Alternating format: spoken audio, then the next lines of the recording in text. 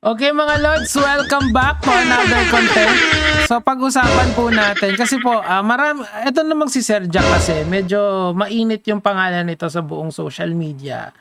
Ngayon dahil doon sa mga pinagsasabi niya kay Pangulong Marcos. Ngayon, of course may impeachment complaint kay Pangulong Marcos pero darating yung point na malalaman natin yung result noon. Kaso I don't think na kung ano man yung sinasabi niya dito really makes sense. Okay. So, and kung ako sa inyo, kasi ito yung hindi ko talaga maintindihan eh. Bakit kasi sila kumuha ng ganitong klaseng host? Kasi kailangan mo dito, marunong ka mag-interview. Diba? It's the same as bakit ka kukuha ng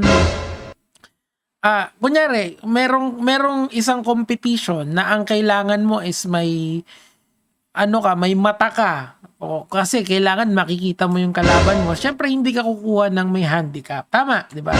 I mean, I'm just stating facts dito. Hindi ko siya hinihiya or anything. Kasi etong pag-i-interview, tong journalism na to, especially yung oral na kailangan mo magsalita, kailangan naiintindihan ka.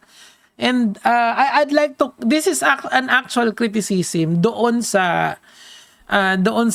ginagawa ng SMNI for hiring this person. Kasi ang SMNI media broadcast yan eh. So why would you hire someone like Sir Jack? And ang usapan dito politika ha, hindi lang to basta-basta. Okay, ako chinatsaga ako talaga kasi gusto kong i-debunk yung mga points eh. Pero pag eto kasing mga ganito, parang kalokohan na lang siya. Tuloy natin. Manong, may tanong ako. Okay, Manong, may tanong ako. Kasi ang last resort na lang ni Marcos, martial law eh. Ang ako naintindihan ko. Ewan ko dun sa kausap niya.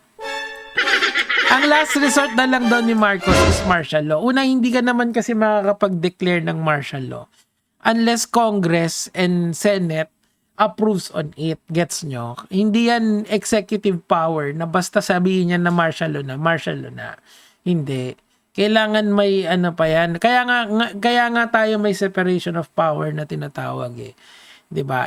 Ending, kung gusto mong mag-implement, kailangan dadaan ka muna doon sa ibang sangay ng gobyerno para mag-approve doon. Kung martial law kailangan mo, ibig sabihin, the military agrees with the president na kailangan talaga. How would you do that? Mahirap yun. 'Di ba? So, again, hindi yan parang panic button ni Pangulong Marcos.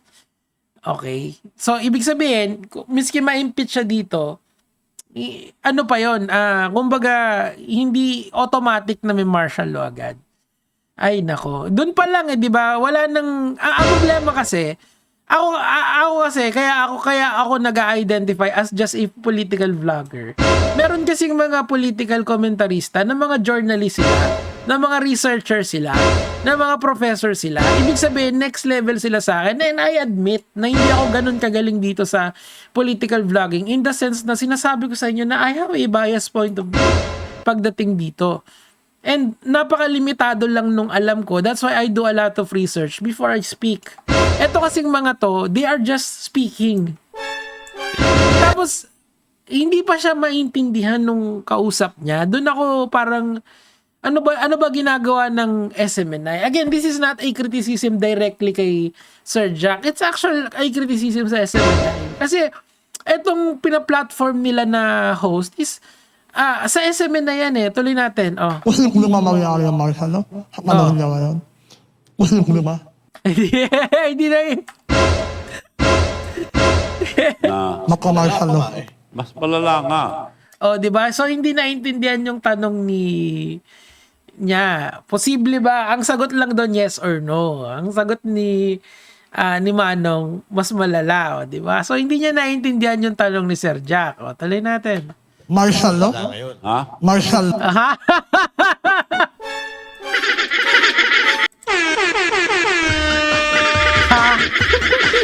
No. Martial law, imposible i-declare yan. Imposibleng i-declare yan. Hindi ako naniwala na i-declare yan martial law. Paano kung nawala? Di ba kasi hindi mo alam yung tinatanong mo, anga-anga ka. Imposibleng i-declare niya yan kasi marami pang dadaanan yan. At saka kailangan Ganito na lang kung hindi hawak ng presidente ang militar at police, wala talaga. As in yung kahit na sabihin mong merong backroom deal sila, hindi pa rin. Malabo pa sa blurred yan. Kasi ang sundalo at saka ang police, they swore to the Constitution. Ang pinoprotektahan nila is yung mandato nila sa Constitution, not and the people of this country, not the politicians. Kasi whether you like it or not, the officials of the government, especially those yung mga inelect ng tao, these are all just mga politiko lang yung mga yan. Kahit yung presidente natin, hindi naman sila nanunungkulan sa mga politiko. They are not private forces of the field of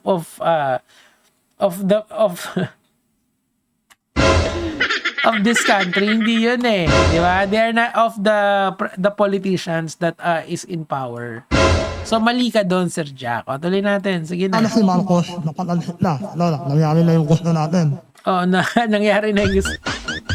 Alam mo kung ganito kasi yung nangyayari ngayon, 'di ba may impeachment complaint.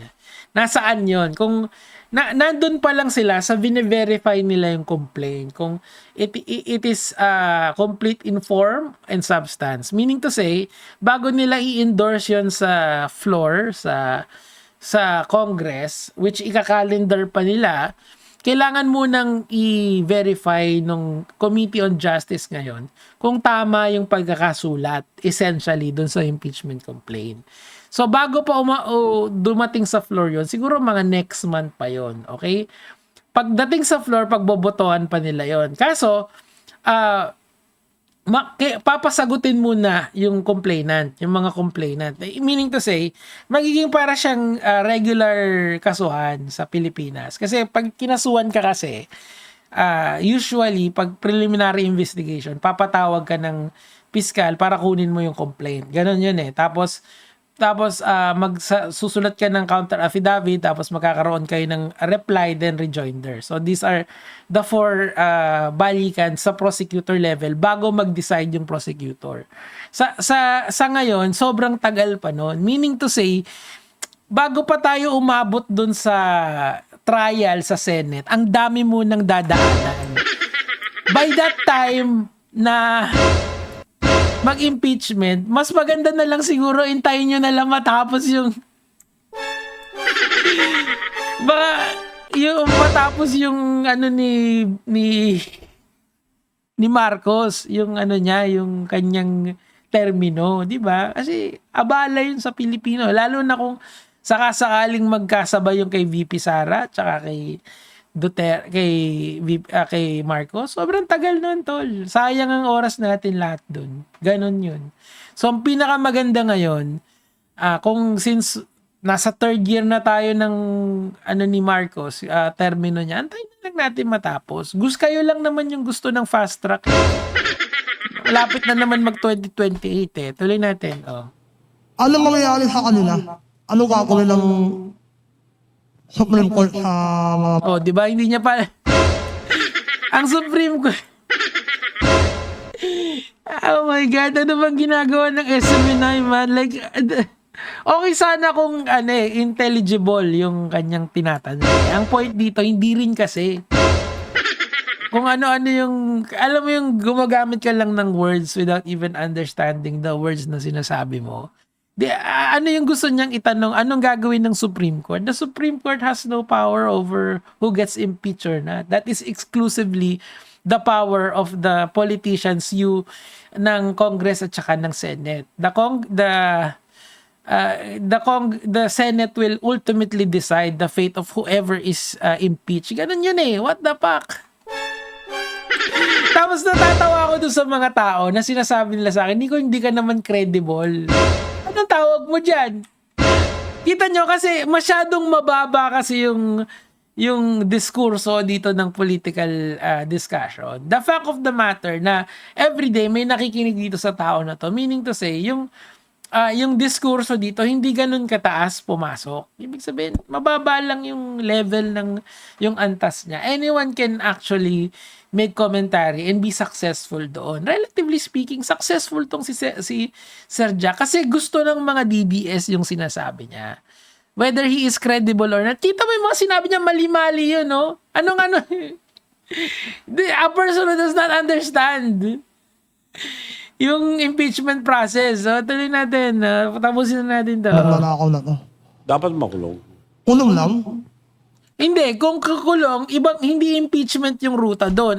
Ang kailangan doon, mag-file ka sa ombudsman. Tapos yung ombudsman, yung magpa-file ng case sa korte, di ba? Again, these people don't really get how due process is done. Ang masakit dito, ang dami nyo dyan. Andyan si Banatbay, andyan si Banatbay, andyan